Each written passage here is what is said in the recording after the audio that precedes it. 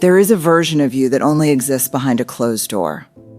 No audience, no performance, no bracing. And the moment someone knocks on that door, even someone you love, a quiet, invisible war begins inside your chest. You say, "Of course, come in." But somewhere underneath the smile, a single sentence forms, one you would never say out loud. "Something in me just left the room." If you have ever felt that flicker of dread, the instant your phone lights up with the words, "I'm on my way," you are not broken, and you are not rude. You are experiencing one of the least understood wounds in modern psychology. And by the end of this video, you will understand exactly why your body treats a doorbell like a threat. Why the people who love solitude the most are often the ones who love people the deepest, and why the very thing you've been ashamed of your whole life might actually be the clearest sign of a nervous system trying to keep you alive. Stay until the end, because the final section reveals the one boundary almost no one gives themselves permission to set, and it will change the way you understand your own home forever. The he room, be-hand the he room.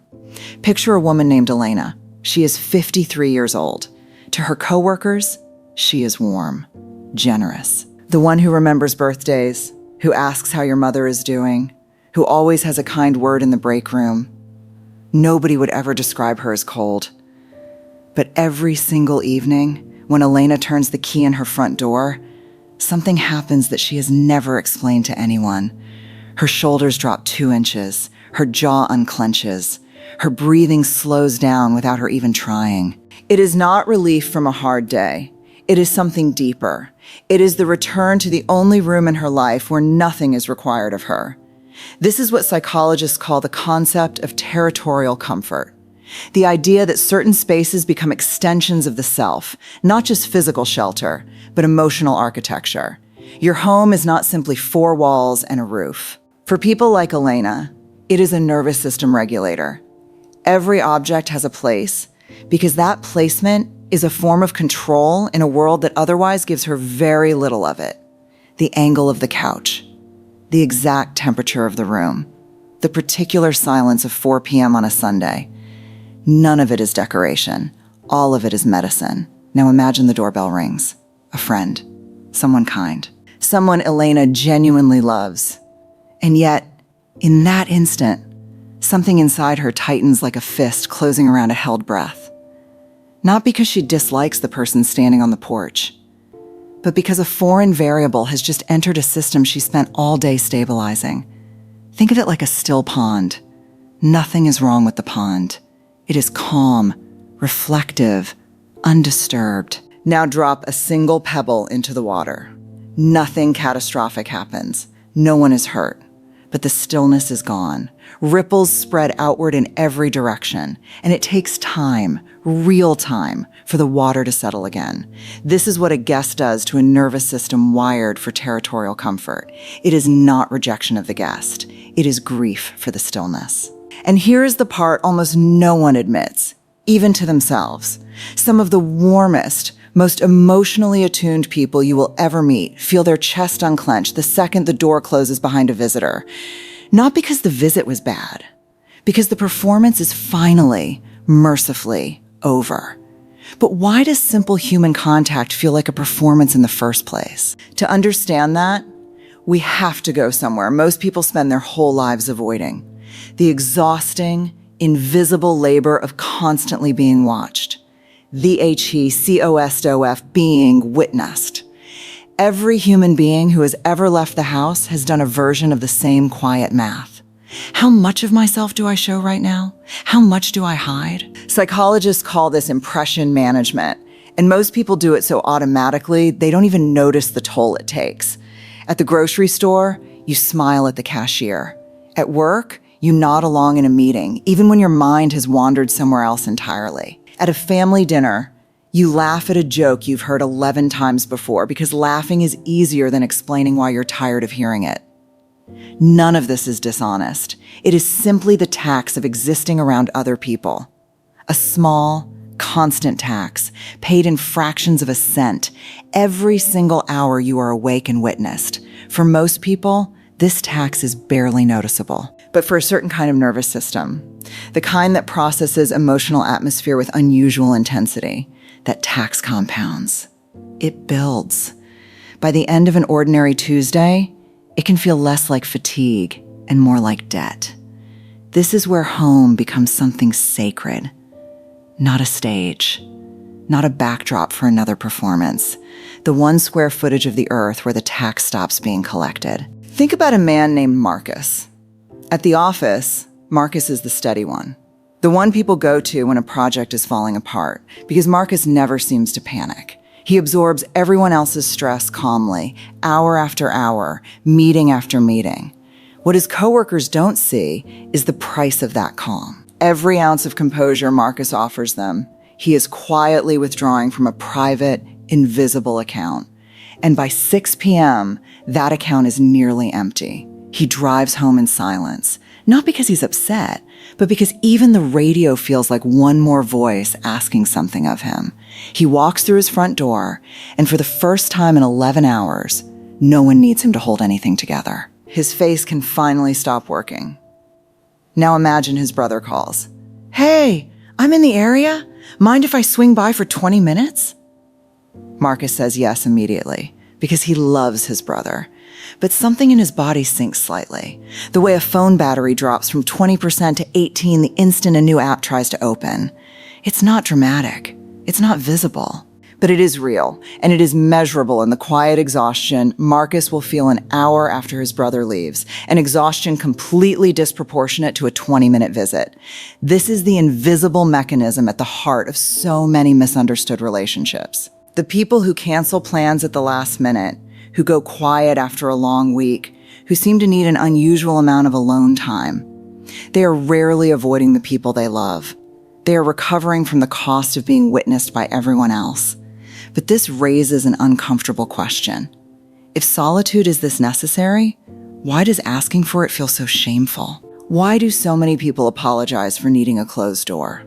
To answer that, we have to go back much further than adulthood, back to the very rooms where these patterns were first written. The he house, hos here it beggin'. Nobody is born flinching at the sound of a doorbell. That reaction is built. And for a surprising number of people, it was built in childhood, inside homes where a visitor did not simply mean company. It meant a shift in the emotional weather of the entire house. Imagine a child, maybe 8 years old, sitting quietly in her bedroom, doing homework at the kitchen table, existing in the ordinary rhythm of an ordinary afternoon. Then a car pulls into the driveway. Unexpected guests. And within seconds, the entire atmosphere of the house transforms. A parent's voice sharpens. Clean this up. Quickly. Cushions are straightened. Voices soften into a performance of togetherness that didn't exist 5 minutes earlier. The child learns, without anyone explicitly teaching her, that visitors are not simply people. Visitors are an event that requires the household to instantly become someone else. Multiply that moment by hundreds of afternoons across an entire childhood, and something gets encoded deep in the nervous system, far below conscious thought. The arrival of another person becomes associated not with connection, but with sudden, unpredictable pressure. The child grows up. She becomes an adult with her own apartment, her own rules, her own peace. And yet, when the doorbell rings unexpectedly, her body responds the way it always did, with a flash of tension that has nothing to do with the actual person outside and everything to do with a version of home that existed 30 years ago. This is what therapists call an implicit memory response, a reaction stored not in words or clear recollections, but in the body itself. You don't consciously think, guests used to mean chaos in my childhood home. Your body simply remembers, in the tightening of your shoulders, in the sudden urge to tidy a space that was already clean, in the exhausted heaviness that follows even the shortest visit. And for other people, the wound isn't chaos. It's a lack of boundaries altogether. A childhood home where their bedroom door was never really theirs, where privacy was treated as suspicious, where I need some time alone was met with hurt feelings or accusations of coldness. Children raised in homes like this often grow into adults who crave solitude desperately, but who also feel a private, corrosive guilt every time they take it. They protect their peace and apologize for protecting it in the very same breath. This is why two people can have the exact same need for solitude and experience it in completely different emotional colors. One feels calm ownership over her quiet evenings. The other feels a persistent, low hum of guilt, as if wanting a closed door makes her a bad friend, a bad daughter, a bad partner. But here is where the story shifts, because understanding where this pattern came from is only the first step. The real transformation happens when we understand what this need is actually protecting. And it is far more valuable than most people ever realize. emotional boundaries. There is a common myth that people who protect their alone time are somehow less generous, less warm, less available to the people around them. The truth is almost the exact opposite. Psychologists who study emotional boundaries describe them not as walls, but as membranes, structures that decide what comes in and what stays out, so that the self underneath remains intact. A wall keeps everyone away indiscriminately. A membrane is intelligent. It lets love in. It lets connection in. It simply regulates the pace and the terms. Consider a woman named Priya, who has one rule she rarely explains to anyone. She never lets people visit her apartment unannounced, no matter how close the friendship. To an outsider, this might look like distance. In reality, it is the opposite. Because Priya has protected the sanctity of her home so fiercely, when she does invite someone in, that invitation means something. It is not a default. It is a decision. Her friends who understand this don't feel rejected by her boundary. They feel honored by the moment she chooses to let them past it. This is the paradox almost nobody talks about. The people who guard their space most carefully are often capable of the deepest intimacy, precisely because they aren't leaking energy in 100 small, unconscious ways all day long.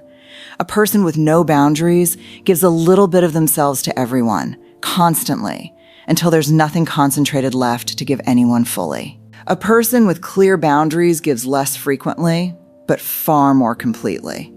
Think about it in terms of a candle.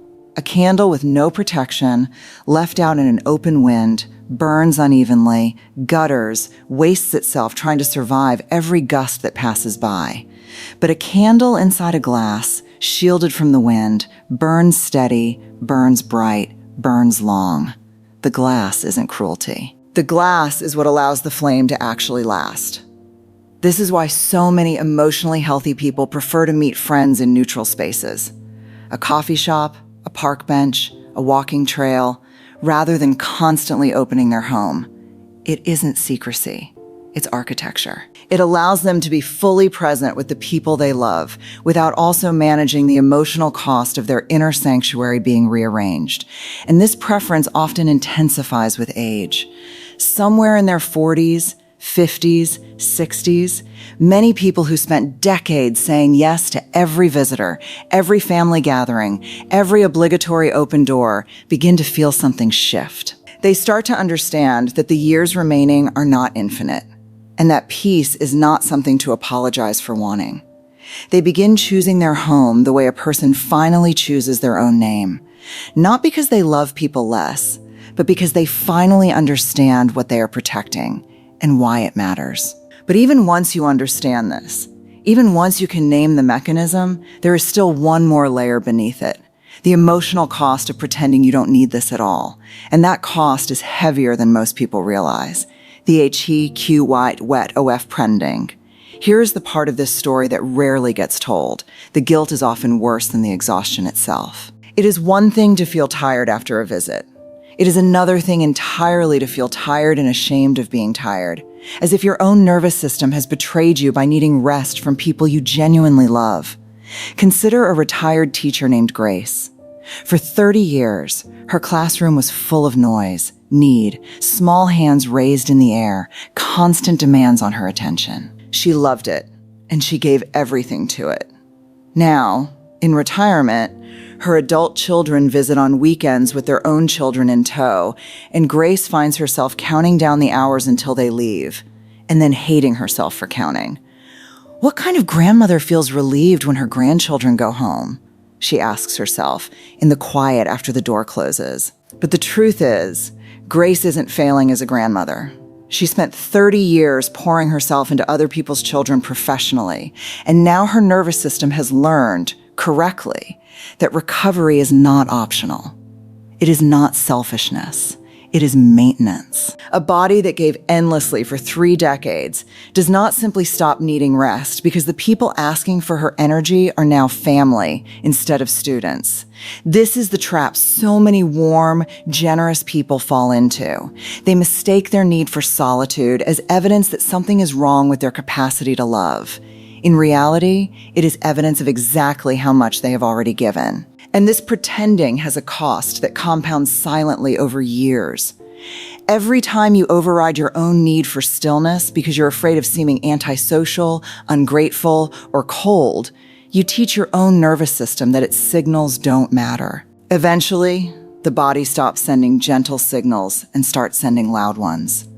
Irritability that seems to come from nowhere, sudden exhaustion in the middle of a conversation, a creeping resentment toward people you actually love, simply because you never let yourself say no to anyone, including yourself.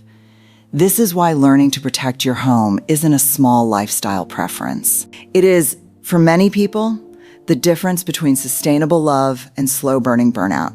The people who learn to say, gently and without over-explaining, "I need this evening to myself," are not choosing isolation. They are choosing to have something left to give tomorrow.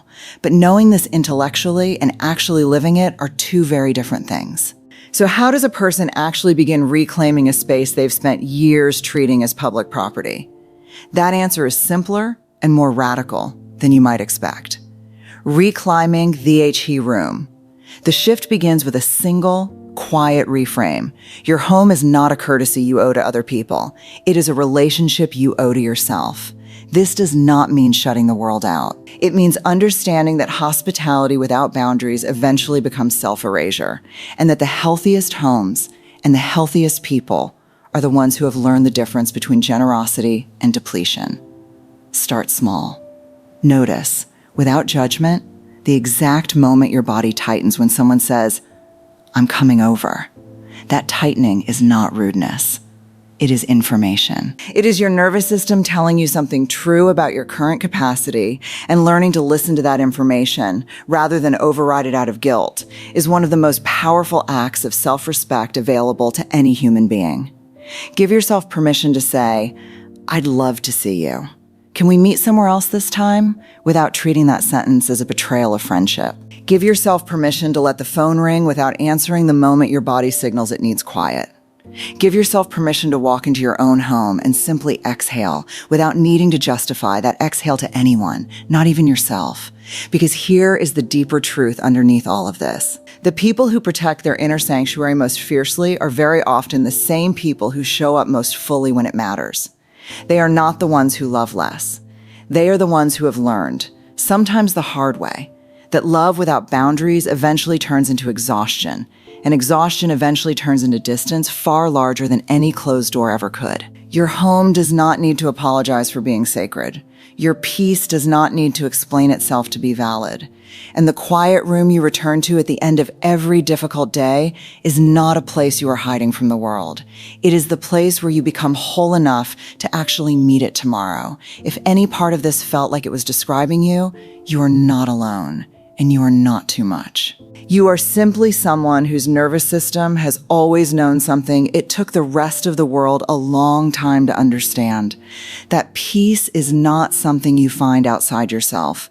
It is something you protect on purpose inside a room that belongs only to you. If this resonated with you, there's another video waiting that goes even deeper into why silence itself can be the most powerful form of self-respect a person ever learns.